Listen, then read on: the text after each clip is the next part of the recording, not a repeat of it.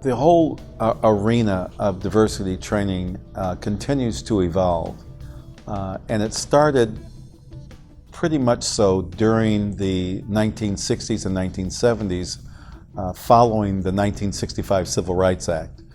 That was followed by the creation of the EEOC, or Equal Employment Opportunity Commission, that made it illegal to discriminate based on someone's race or ethnicity, gender, age, and several other factors. From that came the need to help people understand what was called then human relations training. And so people learned how to, basically the etiquette of treating people fairly and equitably and with some measure of respect. But as our culture and as our society began to grow in diversity, more immigrant populations moved in. Some of the barriers to entering the workforce had began to disappear.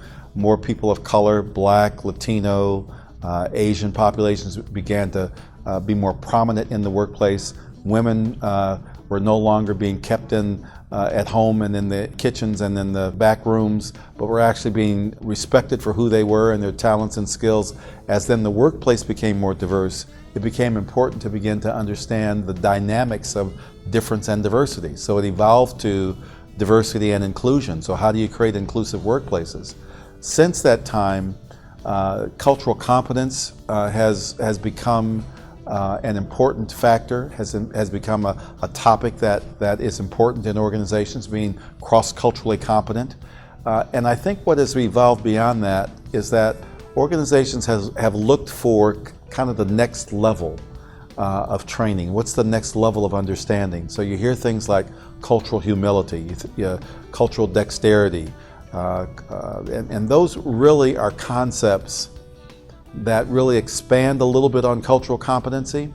But if you're doing cultural competency effectively, and effectively means that cultural competence begins with the individual. You have to learn about your own styles, your own behaviors. You have to have good self-knowledge.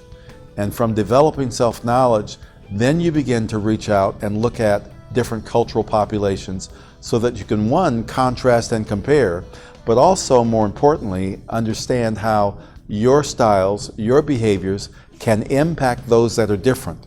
That gives you the opportunity to flex your style and flex your behavior if your goal is to be effective. The second thing is that we tend to label people that are different from ourselves, especially when we don't understand. When someone communicates differently, someone behaves differently, what we tend to do is label it in a negative way because it's different than the way that I communicate or different than the way that I behave. Well, by having a good self-knowledge and developing cultural competency, you learn then that your way is not the only way. And so that you can adapt your style, you can appreciate and value different ways of communicating or behaving at different perspectives. That's what makes an organization rich. That's what makes an organization more productive, because you value all of those parts of the whole to make them more dynamic.